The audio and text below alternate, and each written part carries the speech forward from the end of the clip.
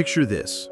Someone enters your life praising you for being so understanding, emotionally intelligent, and different from everyone else.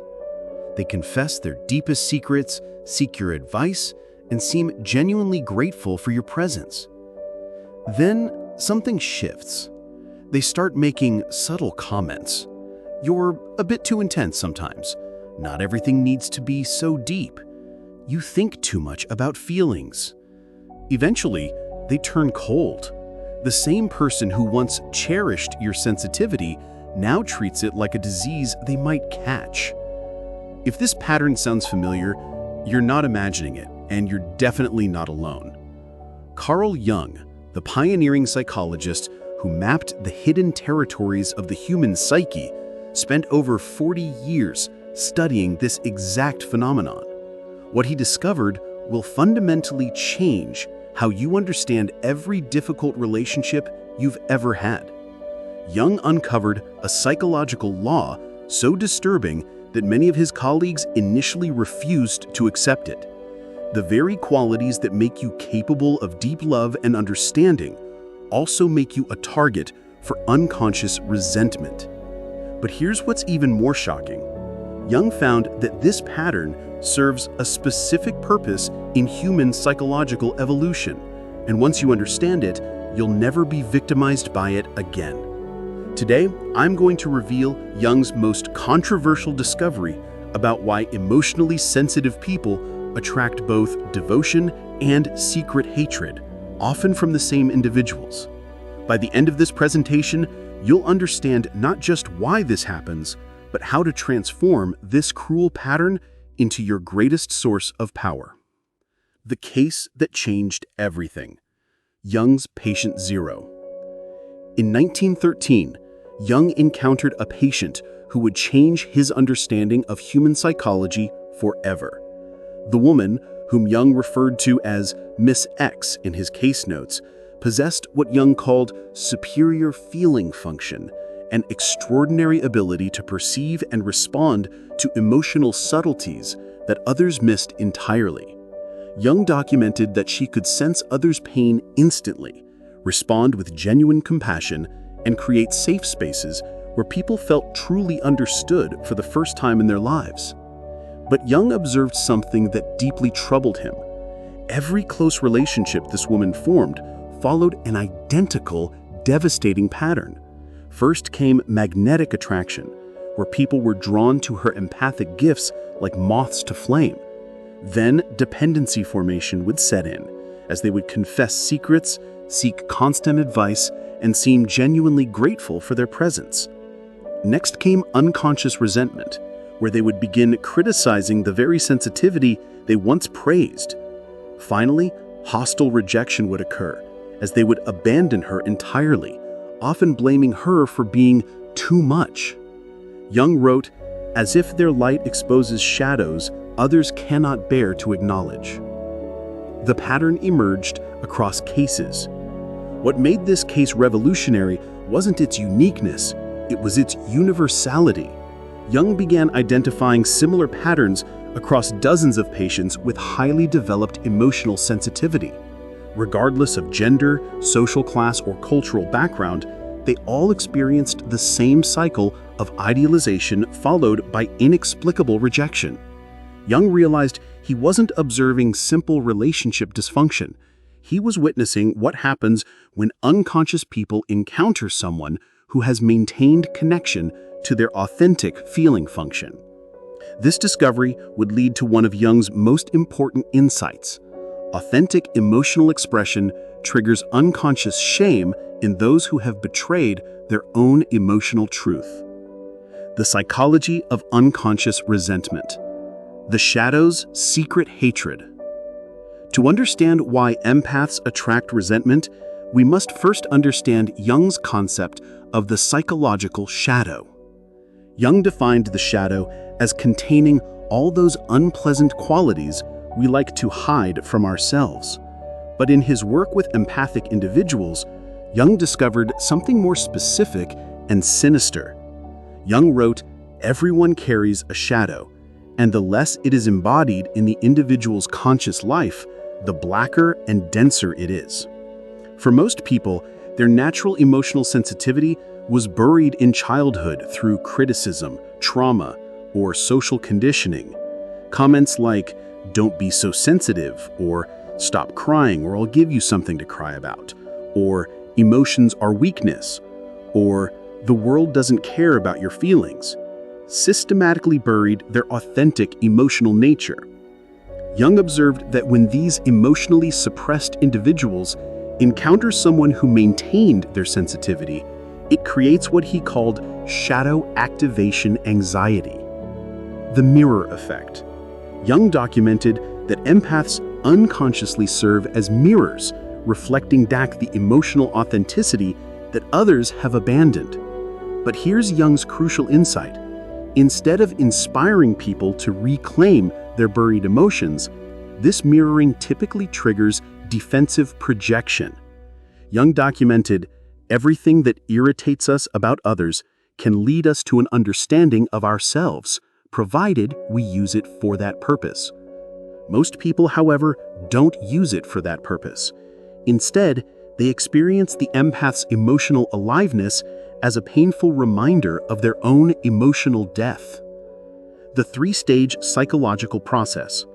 Jung identified three distinct stages in this process. First comes unconscious recognition, where the person's psyche recognizes what it has lost and is magnetically drawn to the empath's emotional authenticity. Then, shadow stirring begins, as the empath's continued genuineness starts awakening the person's suppressed emotions, creating anxiety and discomfort rather than healing. Finally, projection defense activates, where unable to face their own emotional numbness, they project their self-hatred onto the empath for attacking them for possessing what they themselves have disowned. Jung observed, "The individual attacks in the empath what they have killed within themselves." Jung's 4 archetypal patterns of resentment. Through decades of clinical observation, Jung identified 4 distinct ways people unconsciously attack empathic individuals. Pattern 1. The feeling persecutor. Jung observed that people who have completely suppressed their feeling function often experience authentic emotion in others as a psychological threat.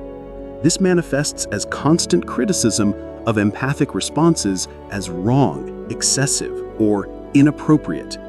Jung noted, if an inferiority is conscious, one always has a chance to correct it. But if it is repressed and isolated from consciousness, it never gets corrected. You can recognize this pattern when they label your emotions as drama or manipulation, when they pride themselves on being logical or rational, when they become visibly uncomfortable when you express authentic feeling, and when they often use phrases like "feelings don't matter" or "emotions are weakness." Jung's insight: their criticism reveals their own grief over losing the ability to feel deeply. Pattern 2. The authenticity attacker. Jung observed that people who have completely identified with false personas feel threatened by those who live without masks. Jung wrote extensively about the persona, the social mask we wear. He noted that some people become so identified with their persona that encountering authentic expression feels like an attack on their entire identity. This manifests as criticism of empaths for being too real, unprofessional, or inappropriate when expressing genuine emotion. You can recognize this when they seem to perform emotions rather than feel them, when they're uncomfortable with vulnerability or genuine conversation, and when they often say things like, "Save it for therapy," or "That's too personal," and when they live by strict social rules about emotional expression. Jung's understanding: they attack authenticity because it exposes the prison of their own false self. Pattern 3. The vulnerability violator. Jung observed that people who have closed their hearts due to trauma often unconsciously punish those who remain emotionally available. This manifests as exploiting empathic openness, then blaming empaths for being too trusting, rather than acknowledging their own betrayal. You can recognize this when they take advantage of your emotional generosity, when they share your private conversations or vulnerabilities with others, when they often say, "You're too naive," or "You trust too easily," and when they seem to test your boundaries repeatedly. Jung's insight. This represents their own unprocessed grief over losing the ability to trust and be vulnerable. Pattern 4. The light extinguisher. Jung observed the most dangerous type, people who systematically work to diminish empaths' confidence in their own gifts. This manifests as subtle psychological manipulation disguised as concern or advice. You can recognize this when they say things like, "You need to toughen up," or "The world will eat you alive." When they frame your empathy as naivete or weakness, when they consistently undermine your emotional intuition, and when they often position themselves as protecting you from your own sensitivity. Jung's warning. This type is most dangerous because they disguise their attack as care, making empaths doubt their own psychological reality. The deeper archetypal dynamics. The wounded healer archetype. Jung identified that many empaths embody what he called the wounded healer archetype, those who have transformed their own pain into wisdom and compassion. Jung wrote, "The healer is not someone untouched by pain, but someone who has been wounded and found a way to transform that wound into medicine." This is precisely why empaths can be so triggering. Your very existence proves that pain doesn't have to lead to emotional shutdown. It can lead to greater depth and compassion. The cruel paradox: your healing journey becomes evidence of their unhealed wounds. The anima and animus projection. Jung's concepts of the anima, the inner feminine, and animus, the inner masculine, provide deeper insight into why empaths attract projection. Empaths often maintain strong connection to both their anima and their animus, emotional depth, intuitive wisdom, and nurturing capacity, alongside strength and boundaries. When people encounter this psychological integration in others, they may project their own undeveloped inner wholeness onto the empath, then resent them for possessing what they lack. The collective shadow function. Jung believed empaths serve a crucial function in what he called the collective unconscious, the shared psychological substrate of humanity. Jung observed, the empathic individual feels collectively what others feel individually but suppress. When you feel too much, you might actually be processing collective emotional material that others are avoiding. Jung's profound insight: your sensitivity isn't personal weakness, it's collective service. Jung's protection framework: the conscious empath. The recognition protocol. Jung's first principle: interpret hostility as information about the attacker's psychological state, not feedback about your worth. Jung taught his empathic patients a revolutionary reframe. When someone resents your light, they're revealing their own darkness, not exposing your flaws. The practice involves asking yourself 3 questions when encountering criticism of your sensitivity. Does this person seem emotionally available or emotionally defended? Are they criticizing qualities they themselves lack? Is this feedback coming from wholeness or woundedness? The boundary crystallization method. Jung discovered that empaths need what he called permeable but protected boundaries, the ability to feel deeply while maintaining psychological independence. Jung's core principle: you can offer your presence without losing your center. Jung developed a 3-question filter. Can I offer my presence without losing my center? Am I drawn to fix their emotional numbness, or do they appreciate my natural sensitivity? Does this person celebrate or criticize my empathic responses? The conscious selection process. Jung's most important insight: You cannot heal someone's relationship with their own abandoned emotions by sacrificing your authentic emotional expression. Jung observed, the authentic empath learns to connect deeply with people who appreciate authenticity while maintaining distance from those who resent it. Jung's relationship wisdom. Focus your empathic gifts on those who can receive them without resentment, rather than trying to prove your worth to those threatened by authenticity. Historical validation, the archetypal pattern. Jung's analysis of historical figures. Jung studied this pattern throughout history, analyzing figures who embodied emotional authenticity and faced resentment for it. Jesus of Nazareth. Jung analyzed how Christ's radical compassion threatened religious authorities who had made spirituality an intellectual exercise devoid of genuine feeling. Jung noted that Jesus was criticized for being too emotional in his spiritual expression. St. Francis of Assisi. Jung documented how Francis maintained empathy despite criticism from religious authorities who preferred emotional suppression. Francis faced constant attacks for being too compassionate and too concerned with suffering. Artists and mystics. Jung observed how creative individuals expressing deep feeling were consistently attacked by contemporaries for being unrealistic, too sensitive, or mentally unstable. Jung concluded, the pattern is archetypal. It transcends individual psychology and represents a universal human dynamic. The cultural evolution function. Jung believed that individuals who maintain emotional authenticity despite projection attacks serve a crucial function in collective psychological evolution.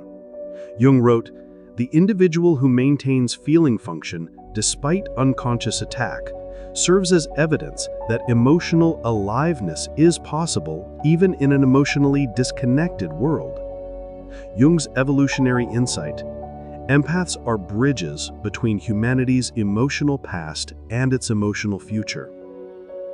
The 4 stages of empathic mastery. Based on his clinical observations, Jung identified 4 stages empaths progress through. The first stage is unconscious absorption, characterized by taking on others' emotions without awareness, feeling responsible for everyone's emotional state, and chronic burnout from overgiving. Jung's observation. The unconscious empath is a vessel without boundaries, absorbing everything but transforming nothing. The second stage is conscious recognition, characterized by beginning to understand projection dynamics, recognizing the shadow at play, and developing emotional discernment. Jung's insight. Wisdom begins when the empath stops believing that others' inability to tolerate their light means they should dim it.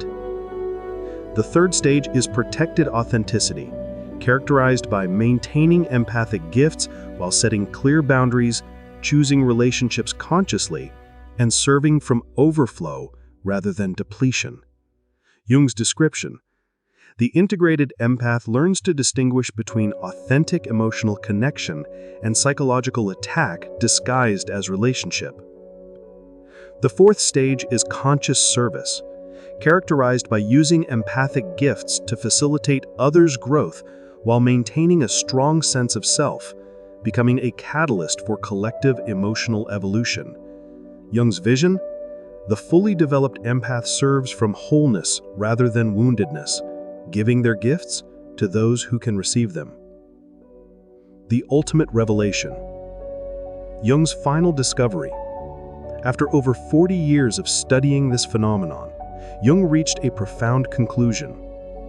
Those who resent your authenticity are usually mourning their own abandoned emotional feeling function. Their hostility toward your emotional aliveness reveals their grief over their own suppressed emotional truth. This isn't about judgment or superiority. It's about understanding the psychological mechanics so you can respond with wisdom rather than reactivity. The sacred purpose. Jung discovered that what appears to be a cruel paradox actually serves multiple purposes.